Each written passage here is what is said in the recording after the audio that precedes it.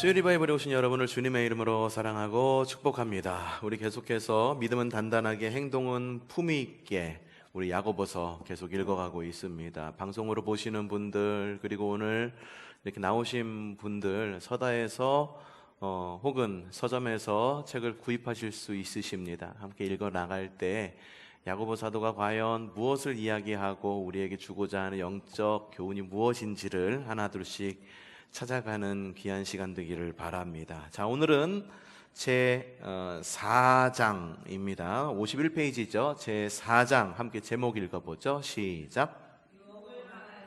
네, 오늘 말씀 한번 읽어보죠. 시작. 시험을 당할 때에 아무도 내가 하나님께 시험을 당하고 있다 하고 말하지 마십시오. 하나님께서는 악에게 시험을 받지도 않으시고 또 시험하지도 않으십니다. 사람이 시험을 당하는 것은 각각 자기의 욕심에 이끌려서 꿰매 빠지기 때문입니다. 욕심이 잉태하면 죄를 낳고 죄가 자라면 죽음을 낳습니다. 나의 사랑하는 형제 자매 여러분, 속지 마십시오. 온갖 좋은 선물과 모든 완전한 은사는 위에서 곧 빛들을 지으신 아버지께로부터 내려옵니다. 아버지께서는 이러저러한 변함이나 회전하는 그림자가 없으십니다. 그는 뜻을 정하셔서 진리의 말씀으로 우리를 낳아주셨습니다. 그리하여 그는 우리를 피조물 가운데 첫 열매가 되게 하셨습니다. 야고보서 1장 13절에서 18절 말씀. 아멘. 네, 함께 읽어보도록 하죠. 지난 시간 시련에 대한 이야기를 야고보 사도가 했죠. 기억나시죠? 기억 안 나신 분들은 지난주 수요 리바이벌 방송을 다시 보시면 되시고, 오늘은 그 시련에 뒤이어서 같은 주제로 보입니다. 오늘은 시험에 대한 이야기인데, 이 시험이라고 하는 것은 유혹을 말하는 겁니다. 유혹. 한번 읽어보죠. 제가 읽을게요. 제가 읽을게요. 시험에 관한 야고보 사도의 권면이 계속됩니다. 그만큼 시험은 믿음의 길을 걷는 성도가 피할 수 없는 주제입니다. 여러분, 시험은 피할 수 있다라고 이야기합니까? 피할 수 없다. 믿는 사람도 시험 받는다라고 하는 거예요. 고난 있다. 시련도 있다. 오히려 믿음을 지키기 위해서 받는 시련이 더해져서 어쩌면은 참 고되고 힘든 삶을 살아가는 것이 그리스도인이 아닐까라는 생각이 들 정도입니다. 자, 시험이 얼마나 힘든 것인지 19세기 영국의 유명한 작가 오스카 와일드는 이렇게 이야기합니다. 나는 시험 말고는 어떤 것도 이겨낼 수 있다. 이 말이 뭡니까? 시험만 아니라면, 그쵸? 시험만 아니라면 다른 것 다 할 수 있겠어 라고 말한 거죠. 학교 다닐 때 시험만 아니면 좋겠어, 그냥 공부만 했으면 좋겠어. 근데 꼭 시험이 옵니다.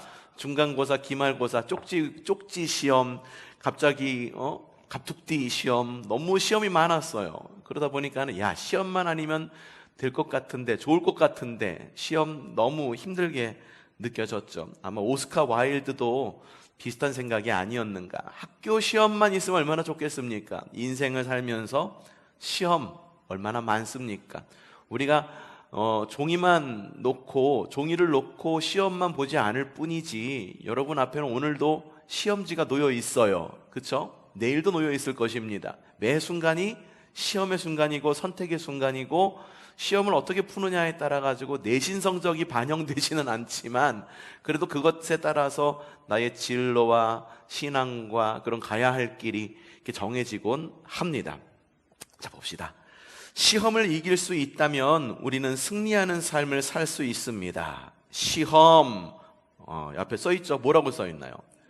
페이라스모스에는 크게 두 가지 뜻이 있습니다. 첫 번째, 하나는 시련과 역경이고 다른 하나는 유혹입니다. 그러니까 시련과 역경을 하나로 묶어놓고 유혹을 따로 하나를 또 묶어놓았어요. 시련을 만날 때 어떻게 해야 할지를 말한 야고보 사도는 이어서 유혹을 당할 때 어떻게 해야 하는지를 말합니다. 우리는 다가오는 삶의 유혹을 어떻게 해야 할까요? 어떻게 해야 할까요? 자, 첫 번째 단락이 나옵니다. 자, 첫 번째 제목이 뭐나요? 누구나 유혹을 받는다. 시련과 마찬가지로 유혹도 누구에게나 찾아옵니다.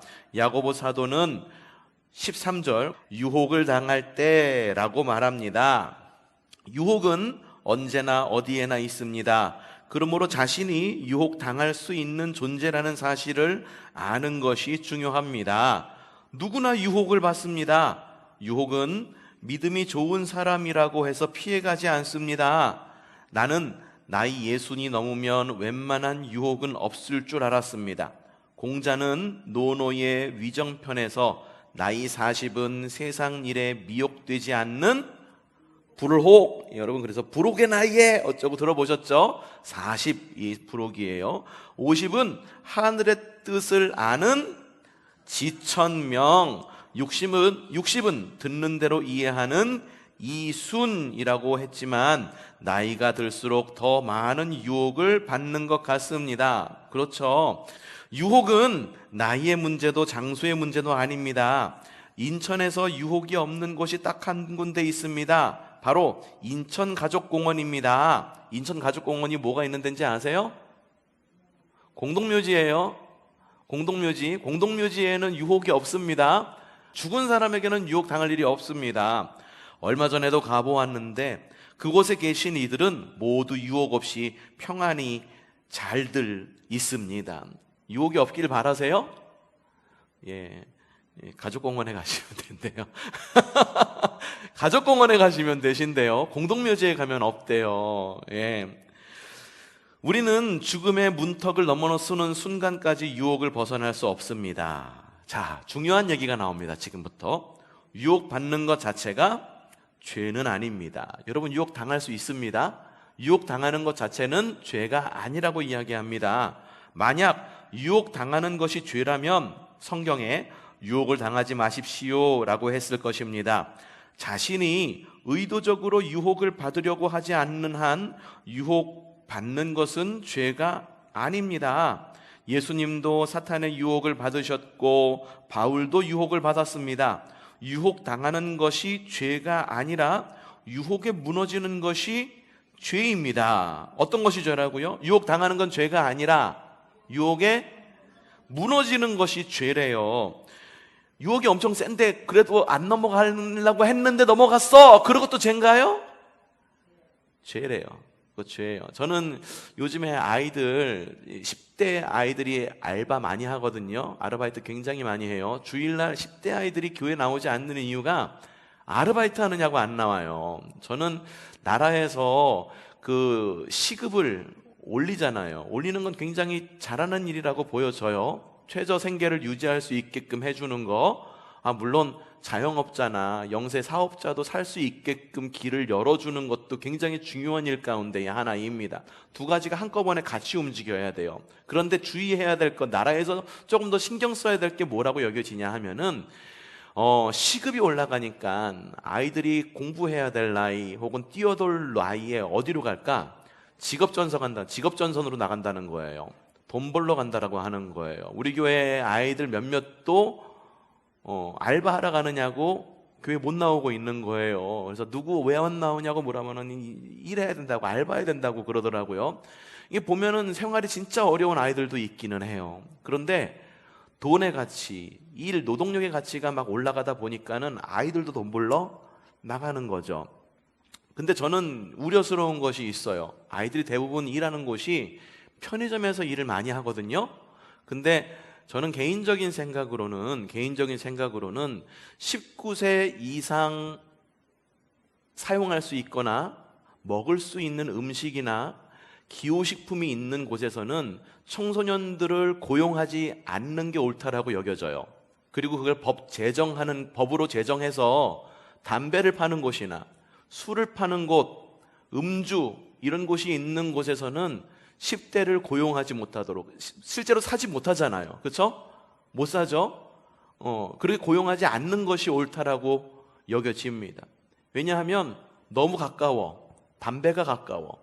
술이 가까워. 맨날 자기들이 포스 찍는 게 뭐요? 편의점 매출 가운데 가장 많이 차지하는 게 뭔지 아세요? 담배예요, 담배. 편의점은 담배 장사라고는 얘기가 있습니다. 있을 정도입니다. 담배 맨날 포스에 찍고 술 한번 포스에 찍고 그러면서 아이들이 막 그 유혹 버틸 수 있을까? 글쎄, 저는 쉽지 않다라고 여겨져요. 아무래도 가까이 있으면 유혹 당하게 되어 있는 거죠. 계속 읽어볼게요. 예수님은 유혹을 받으셨지만 죄를 범하지는 않으셨습니다. 이렇게 적혀 있죠. 그는 모든 점에서 우리와 마찬가지로 시험, 곧 유혹을 받으셨지만 죄는 범하지 않으셨습니다. 히브리서 4장 15절 말씀이죠. 우리와 똑같은 육체를 가지신 예수님은 우리와 똑같이 유혹을 받으셨습니다. 그러나 예수님은 한 번도 유혹에 빠지지 않았습니다. 예수님께서 받은 가장 큰 유혹이 뭘까요? 뭘 것 같아요? 여러분이 상상하기에? 뭘 것 같아요? 십자가의 유혹이 아닐까 싶어요. 야, 지지 마. 십자가 너 안 져도 딴 사람이 질 수 있을 거야. 굳이 네가 지어야겠니? 라는 유혹. 목숨이 걸린 일인데 그것만큼 쉽게 넘어갈 그런 유혹이 어디에 있겠습니까? 근데 그 유혹마저도 빠지지 않았다. 그러므로 유혹이 올 때 놀라지 마십시오. 부끄러워하지 마십시오. 두려워하지 마십시오. 유혹에 빠지지 않으면 됩니다. 우리는 유혹을 당해도 무너지지 않도록 어떻게? 항상 대비해야 합니다. 유혹에 대한 야고보 사도의 말을 우리의 마음에 새겨야 합니다. 여러분, 유혹을 당할 것 같으면 유혹을 당할 것을 가까이 두어서는 안 됩니다. 내가 술을 끊고 싶어. 그러고 나서 술을 끊을 건데 차차 끊을 거야. 그러니까는 창고에 가니까는 술이 괴짝으로 놓여져 있어. 아예 마시진 않는 거야. 다만 지금 끊으려고 있는 거야. 라고 술을 괴짝으로 사놓으면은 그거 언젠가 먹게 되어 있어요. 한 번 먹으면은 술이 술술 넘어가죠. 그렇다라고 하는 거예요. 유혹 가까이 가면은 안 된다라고 하는 거예요. 자, 그 다음 이야기입니다. 그렇다고 말한다면 우리는 어떻게 해야 될까? 1. 자, 어떻게 나와 있나요? 핑계대지 않기.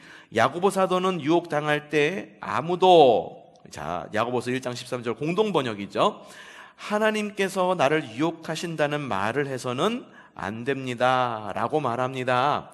왜냐하면 하나님께서는 악의 유혹을 받으실 분도 아니시지만 악을 행하도록 사람을 유혹하실 분이 아니시기 때문입니다.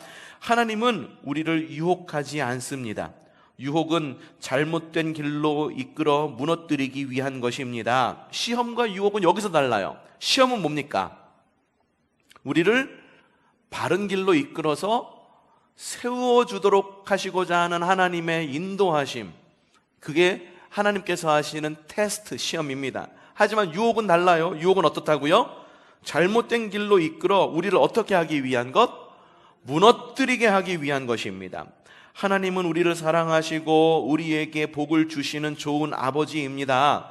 유혹은 모두 사탄의 짓입니다. 사탄은 성도를 무너뜨리려고 온갖 유혹으로 다가옵니다. 그러므로 유혹이 올 때 우리는 어떤 핑계도 댈 수 없습니다. 에이, 사탄이 나를 유혹해서 어쩔 수 없었어요 라고 해서는 안 됩니다. 건강하고 신실한 성도는 유혹받을 때 누구도 무엇도 탓하지 않습니다.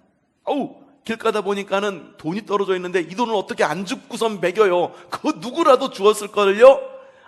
그 사람이 나를 화내게 했는데 내가 어떻게 참아요? 그 누구라도 화내고 그 누구라도 싸웠을 거예요. 핑계가 없다라고 하는 거예요. 유혹을 물리치고 이기는 것은 모두 누구 책임? 자기 책임. 누구 책임? 따라해 봅시다. 나의 책임. 유혹을 물리치고 이기는 것은 누구 책임이라고요? 내 책임이라는 겁니다. 성숙한 성도는 탓하고 핑계하기보다는 적극적으로 책임있게 유혹을 물리칩니다. 자신의 책임임을 알기 때문입니다. 자, 유혹을 당하지 않고 항상 대비해야 되는 두 번째 전략 읽어보죠. 시작. 사탄의 책략 알기. 몇 가지가 나옵니다. 과연 몇 가지가 뭘까? 바울 사도가 고린도후서 2장 11절에서 우리는 사탄에게 속아 넘어가는 일이 없을 것입니다. 우리는 사탄의 책략을 다 알고 있지 않습니까? 라고 말했듯이 우리는 유혹을 이기기 위해 사탄의 책략임을 알고 대비해야 합니다. 사탄은 수천 년이 넘도록 유혹에 관하여 똑같은 책략을 사용하고 있습니다.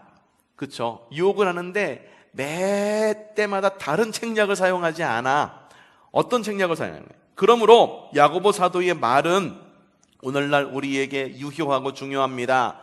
유혹은 일련의 과정을 통해 나타나는데 야고보 사도는 이 과정을 잘 알려줍니다. 자, 제일 먼저 뭐가 있대요?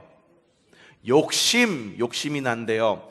사람이 유혹을 당하는 것은 각각 자기의 욕심에 이끌려 꿰매 빠지기 때문입니다. 야고보서 1장 14절 말씀. 야고보 사도는 유혹은 욕심을 통해 다가온다고 말합니다. 욕심은 사람의 내면에서 일어납니다. 우리는 욕구와 욕심을 구별해야 합니다. 욕구와 욕심, 욕구는 뭐고 욕심이 뭘까? 봅시다. 욕구는 하나님이 주신 것으로 우리가 살아가는데 없어서는 안 될 삶의 추진력입니다. 그래요. 봅시다. 어떤 욕구가 있는지. 건강한 삶을 위해서 우리는 식욕, 수면욕, 성취욕, 인정의 욕구 등이 필요합니다. 이런 욕구는 매우 선한 것입니다. 하나님이 주신 선물입니다. 이런 욕구가 없다면 삶 자체가 불가능합니다. 그렇죠. 어떤 성도에게 물어봐서 아유 이게 어떻게 하는 게 좋겠어요? 뭐를 드리면 좋을까요? 뭘 어떻게 해드릴까요? 말할 때 나는 아무거나 다 괜찮아. 나는 욕심이 없어서 괜찮아. 하지만 그분도 욕심이 있어. 여성어 가운데 그런 말이 있더라고. 이래도 여성어를 쓰더라고요. 이래도 조그만 4학년짜리 애도 여성어를 쓰더라고요.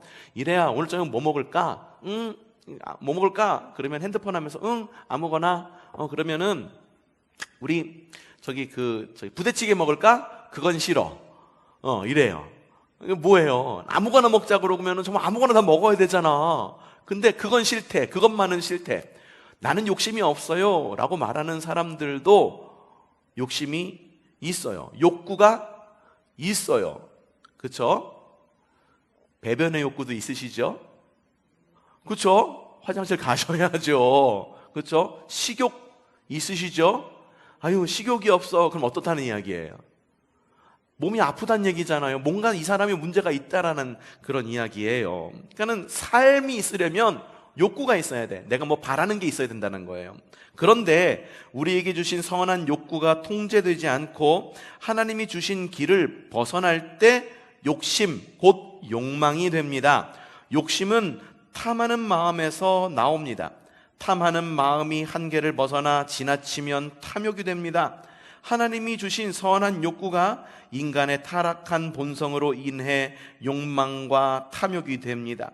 야고보 사도는 이 욕구와 욕심을 통해 사탄이 다가온다고 말합니다. 우리가 유혹에 빠지는 것은 자신의 욕심에 이끌리기 때문입니다. 예수님이 광야에서 사탄의 유혹을 받으셨을 때 사탄은 40일간 금식하신 예수님의 식욕을 통해 다가왔습니다. 생각해보면 유혹은 우리의 내면에서부터 시작됩니다. 물론 외적인 환경에서 오는 것도 있지만 궁극적으로는 내면의 욕망이 유혹을 받아 넘어지게 됩니다.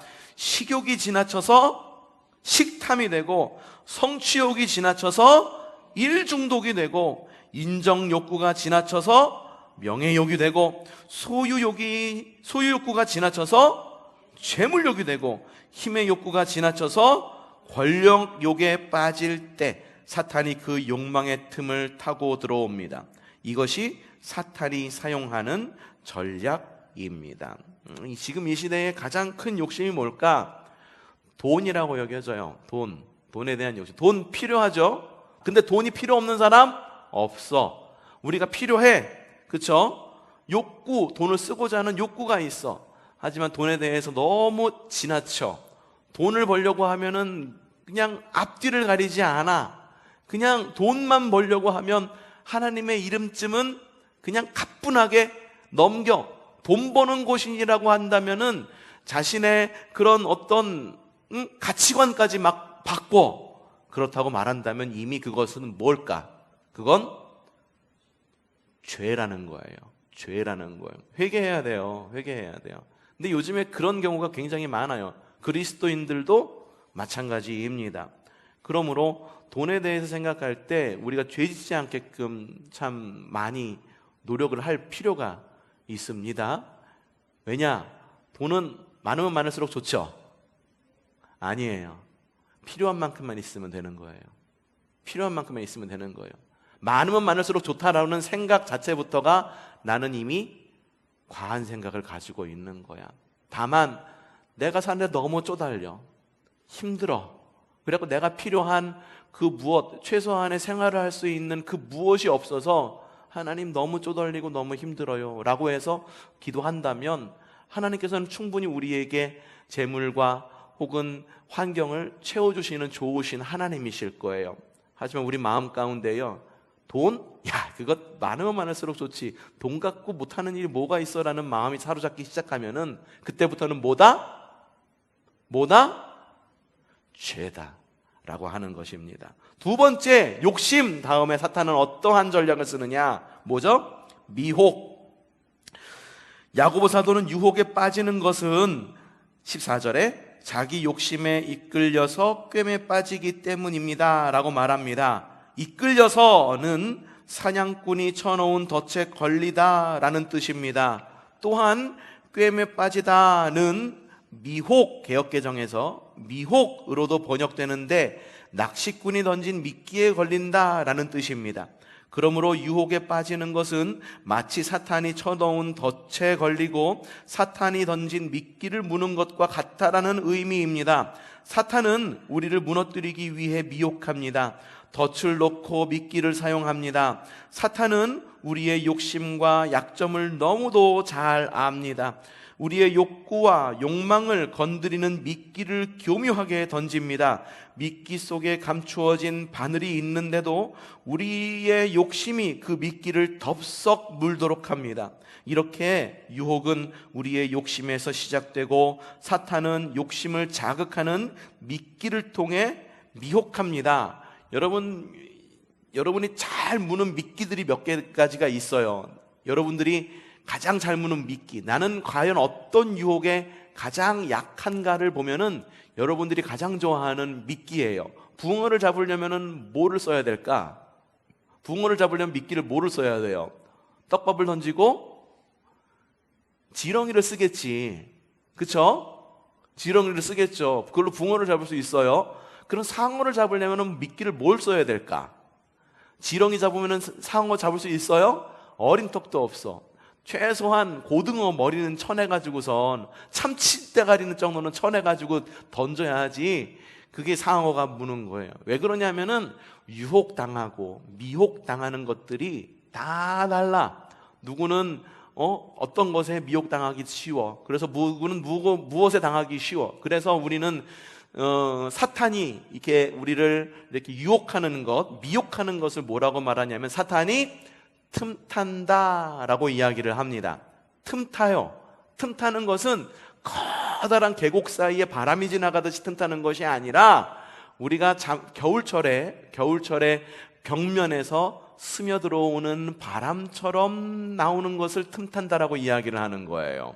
그러니까는 조그만 틈 혹은 조그만 간격, 나에게 있는 가장 약한 부분, 그 부분을 갖다가 건드려서 미끼를 던진다라는 거죠. 그 다음 단계 사탄이 어떻게 움직일까?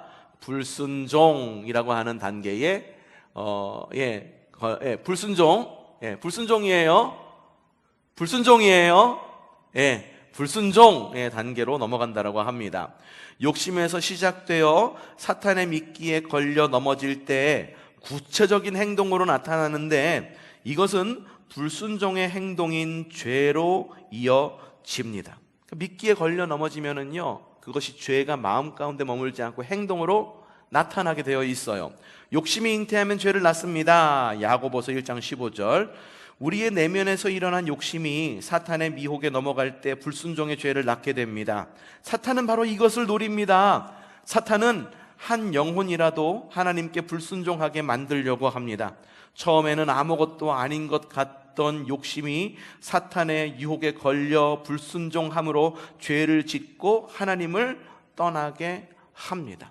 그 다음 최종 단계에 들어서게 되는데 이것이 무엇일까? 바로 사망이라는 겁니다. 마침내 사탄이 바라던 일이 이루어집니다. 야고보서 1장 15절 읽어보죠. 시작. 죄가 자라면 죽음을 낳습니다.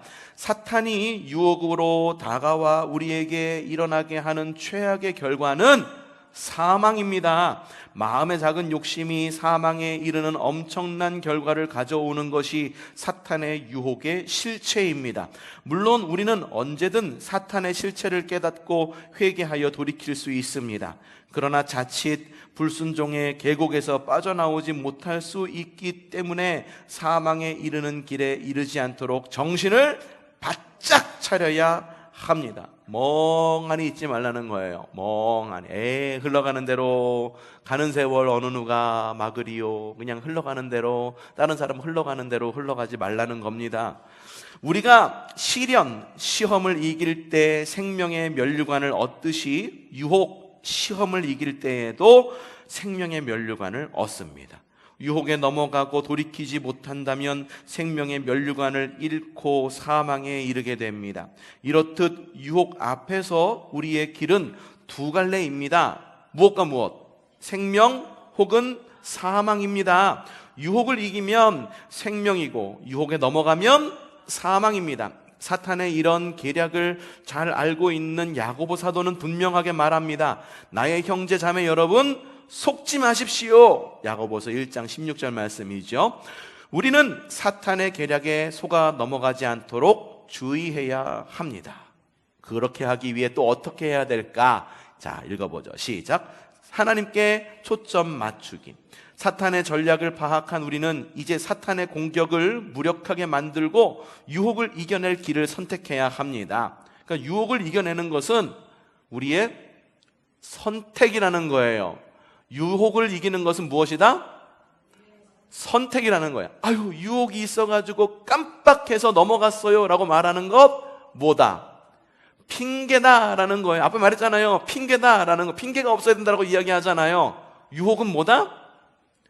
선택이다라는 거예요. 유혹에 넘어가는 거는 선택이라는 거. 아유, 누가 나에게 뇌물을 줘서 뇌물 수수한 것 뿐이에요. 뇌물 수수할 것을 내가 선택한 거잖아요. 그렇죠? 어떤 이성이 나를 유혹해서 깜빡해갖고 넘어간 거예요. 어떤 유혹이 와서 내가 선택해서 유혹에 넘어간 거잖아요. 그렇죠? 그렇죠? 예, 그렇다는 거예요. 야고보 사도는 말합니다. 자, 야고보서 1장 17절 시작. 온갖 좋은 선물과 모든 완전한 은사는 위에서 곧 빛들을 지으신 하나님께로부터 내려옵니다. 아버지께서는 이러저러한 변함이나 회전하는 그림자가 없으십니다. 언뜻 보면 이 구절은 유혹에 관한 지금까지의 말씀과 특별한 관련이 없어 보입니다. 유혹에 관해 말하다가 갑자기 빛들을 지으시고 좋은 선물과 완전한 은사를 주시는 하나님의 선하심을 말합니다. 하지만 바로 이것이 유혹을 물리치는 핵심입니다. 야고보 사도의 말은 우리가 유혹을 당할 때 어떡하라?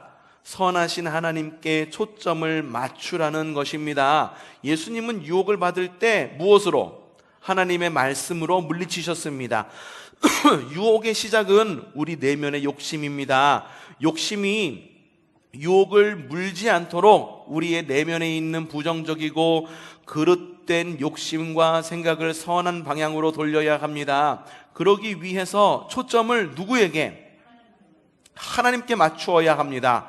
우리는 유혹에 빠지지 않도록 거룩하고 선하신 하나님을 바라봄으로 우리 내면의 생각과 관심과 욕구를 바르게 세워야 합니다.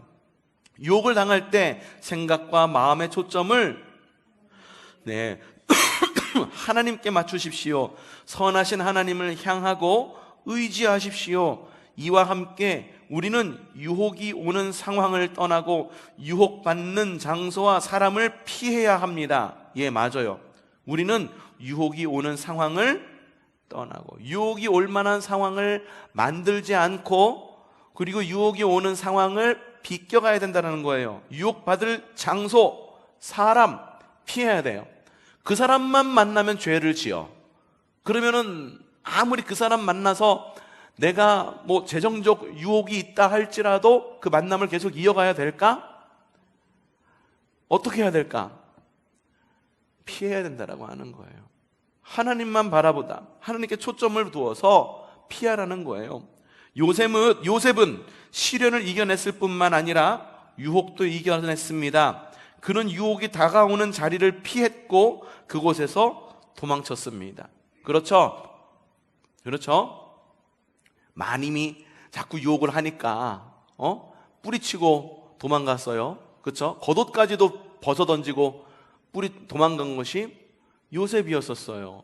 여러분, 유혹을 물리치기 위해서는 내가 무엇인가를 갖다가 버려야 할 때도 있는 거예요. 내가 아무런 손해보지 않고 유혹을 물리칠 수 있을 것이다 라고 말하는 것 자체가 우리의 죄성을 간과하는 일이에요. 우리의 죄성은요 그렇게 가볍지 않습니다. 그렇게 물리치기 쉽지 않습니다. 우리의 죄성은요 어떻게든지 죄 쪽으로 향하게 만들려고 하지 하나님 쪽으로 본능적으로 이끌리게 하지 않다라고 하는 거예요. 그래서 얼마 전에 설교했었죠. 게으름이라고 하는 주제로 설교했었죠. 게으름은 죄라는 거예요. 왠지 아세요? 그냥 놔두면 지옥 갈 인생이 우리예요. 가만 놔두면 예수님 믿지 않고 하고 싶은 대로 하고 내 살고 싶은 대로 살고 내 안에 있는 우상 섬기고 내 안에 있는 주님 섬기고 내가 최고지 나는 나를 믿어 라고 말하는 것이 사람이다라고 하는 거예요. 그래서 게으름은 뭐다? 죄라는 거예요. 게으름은 죄다라고까지 이야기를 하는 거예요. 그러니까는 게으르지 않기 위해서는 내가 뭔가를 포기할 수 있어야 되는 거예요. 예? 포기할 수 있어야 되는 거예요. 내 시간을 포기한다든지 아니면은 나의 피곤함을 포기한다든지 아니면 나의 장소를 포기한다든지 어떤 포기함이 있어야 내가 건강하고 운동할 수가 있는 거예요. 그렇죠? 그렇다라고 하는 겁니다. 요셉은 항상 마음과 생각을 하나님께 두었으며 하나님을 바라고 의지함으로 하나님의 뜻을 이루는 복된 인생이 되었습니다. 자, 유혹에 넘어가지 않기 위해서 어떻게 해야 되느냐? 네 번째 마지막입니다. 시작. 자신을 지키기. 사실 이거는 뭘 하지 말아야 되겠다라기보다도 이거는 내가 누구인지를 알아야 된다라는 거예요. 자, 읽어볼게요. 하나님을 바라고 하나님의 은혜와 도우심을 힘입을 때 내가 누구인지 기억하며 자신의 정체성을 지킬 수 있습니다. 내 정체성을 지키는 건 내 힘으로 안 된대요. 누구의 도움? 하나님의 은혜와 도움을 힘입을 때 내 정체성을 힘입을 수 있다라고 하는 거예요. 여러분, 세상 속에 나가서 그리스도인의 정체성을 드러내고 혹은 지키며 살아간다라고 하는 것은 끝없는 전쟁입니다. 끝없는 전투예요. 끝없는 싸움의 연속이에요. 그냥 놔두면 나는 그리스도인이 아니다라고 하는 것을 갖다가 더 내세우고 싶어. 그냥 살짝 숨고 싶다라고 하는 거죠. 자, 봅시다. 유혹에 넘어가면 정체성이 무너지지만 하나님을 바라보면 자신의 참 모습을 지킬 수 있습니다. 우리는 누구입니까? 야고보 사도는 말합니다. 자, 1장 18절 시작. 그는 뜻을 정하셔서 진리의 말씀으로 우리를 낳아주셨습니다. 하나님은 우리를 진리의 말씀으로 낳아주셨습니다. 우리는 하나님의 자녀입니다. 우리가 하나님의 자녀라는 정체성을 지키며 아버지를 의지함으로 유혹을 물리칠 수 있습니다. 예수님은 사탄의 유혹을 물리치심으로 하나님의 아들이심을 확증하셨습니다. 유혹을 받으셨으나 이기신 주님은 우리의 약함을 아시고 우리를 도우십니다. 우리는 주님의 능력을 힘입고 주님이 주시는 지혜로 유혹과 맞설 수 있습니다. 주님이 주신 욕구가 욕심이 되지 않도록 자신을 살피고 주님께로 나아가십시오. 미끼를 물지 않도록 경계하고 주의하십시오. 넘어지기 쉬운 영역은 어디입니까? 자신의 아킬레스건은 무엇입니까? 사탄이 미끼를 던지는 취약지대를 하나님께로 가지고 나아가십시오. 선하신 아버지 하나님께서 우리를 보호하시고 인도하십니다. 또한 유혹에 넘어가지 않기 위해서는 어떻게? 다른 성도들과 정기적으로 지속해서 믿음의 교제를 나누어야 합니다. 교회가 필요한 이유예요. 교회가 필요한 이유. 코로나 시대 지나면서 교회론이 굉장히 약해졌죠. 여기도 하나님 있고 저기도 하나님 있는데 어디서 예배 드리든지 어때요? 이게 일반적인 굉장히 얕은 그런 말이지요. 하지만 맞아요. 하나님은 여러분 마음속에 계세요. 어디든지 계세요. 하지만 우리가 교회론이 바로 서야 되는 이유는 바로 이겁니다. 믿음의 교제를 통해서 우리가 신앙적으로 성숙하기 때문입니다. 자신의 문제를 나눌 수 있고 함께 기도할 수 있는 친구를 만나고 서로 기도하는 성도가 되어야 합니다. 이게 속해여야 되는 거예요. 영적 싸움은 혼자 할 수 없습니다. 유혹은 혼자 이길 수 없습니다. 혼자 있으면 유혹은 커지지만 함께 있으면 멀어집니다. 반대의 경우도 있어요. 함께 있을 때 유혹이 되는 사람들도 있어요. 그럼 어떻게 해야 될까? 그 관계는 건강하지 않은 관계예요. 건강하지 않은. 여러분이 삶의 선교사가 돼갖고 여러분이 주도하셔서 기독교적 관점에서 그분들을 갖다가 끌어주시던지 아니면은 관계를 끊던지 둘 중에 하나여야 돼. 전도를 하던지. 우리가 결혼할 때 보통 많이 그렇게들 하시는 분들이 계세요. 우리가 어떻게 핑계를 대냐 하면은 내가 신앙인인데 신앙인이 아닌 사람과 결혼할 때 핑계가 뭔지 아세요? 전도하겠다라고 이야기를 해요. 같이 교회 나갈 거다라고 이야기를 해. 우리로 하여금 결혼하고 가정을 이루라고 하신 하나님께서 가정을 주신 이유는 우리로 하여금 어떻게 하려고? 야, 너 나가가지고선 너 믿지 않는 사람 남편, 믿지 않는 아내 데려다가 선교회 자리로 보내시려고 결혼하게 하셨을까? 아니에요. 결혼은, 가정은 우리가 행복을 누려야 할 자리입니다. 그래서 믿는 사람이 믿는 사람과 결혼해야 되는 이유도 거기에 있어요. 누군가가 결혼한다고 그랬을 때 상대방의 가정, 가풍을 보는 이유도 거기에 있어요. 가풍을 봤는데 상대방 가정이 말 그대로 그냥 반나절 교인이야. 반나절 교인. 그나마도 반나절 교인도 아니야. 무슨 일 있으면은 끄떡만 하면은 교회 빠지고 어떠고 예배 안 하고 놀러 다니기 바빠. 그리고 물어보면은 나는 교회 다닌대. 여러분 가풍이 좋은 곳으로 여러분 자녀들을 시집장가 보내셔야 되는 거예요. 그리고 가풍이 좋은 곳에서 여러분의 손주, 여러분의 자녀가 자라나게 여러분의 자녀들, 여러분의 손주 잘 가이드해 줄 수 있어야 되는 거예요. 학풍, 좋은 학풍 따라서는 맹모 삼천지교로 강남으로 뭐 어디로 다 쫓아다니면서 왜 좋은 가풍은 찾아서 나는 희생하지 않습니까? 자유로 맡겨? 자유로 맡기면 뭐가 좋은데? 사람은 가만히 놔두면은 죄의 길로 내 나름 친다니까요. 가만 놔두면 안 돼요. 가만 놔두면 안 돼요. 봅시다. 이렇게 어디까지 읽었나? 혼자 이길 수 없습니다. 멀어집니다. 봅시다. 말씀과 기도로 자신의 마음을 가득 채우십시오. 예수님이 말씀으로 사탄을 물리치셨듯이 진리의 검인 말씀이 유혹에 빠지지 않도록 지켜줄 것입니다. 우리가 대비하고 준비하면 사탄의 계략을 간파하고 유혹을 물리칠 수 있습니다. 성경은 이렇게 준비된 마음을 가리켜 무슨 마음이래요? 깨어있는 마음이라고 합니다. 베드로전서 5장 8절 말씀 시작. 정신을 차리고 깨어 있으십시오. 여러분의 원수 악마가 우는 사자같이 삼킬 자를 찾아 두루 다닙니다. 여러분 마음이 깨어 있어야 돼요. 잠자면 안 돼요. 깨어 있어야 됩니다. 잠자고 있어. 그러다가 유혹이 오면은 훅 가고 넘어가는 거예요. 사탄은 우리를 유혹하여 넘어뜨리려고 삼킬 자를 찾아 두루 다니고 있습니다. 예수님은 말씀하셨습니다. 마가복음 14장 38절 크게 시작. 너희는 유혹에 빠지지 않도록 깨어서 기도하라. 유혹에 넘어가지 않으려면 깨어서 기도해야 합니다. 대비해야 합니다. 방심하면 안 됩니다. 대비하지 않으면 유혹에 넘어가기 쉽습니다. 유혹은 예고 없이 방심할 때 은밀하게 다가옵니다. 그러므로 사도 바울은 말합니다. 고린도전서 10장 12절 말씀 시작. 그러므로 서 있다고 생각하는 사람은 넘어지지 않도록 조심하십시오. 우리는 항상 유혹에 둘러싸여 있습니다. 유혹에서 자신을 지키며 거룩한 성도로 성숙해가는 복된 성도가 되어야 합니다.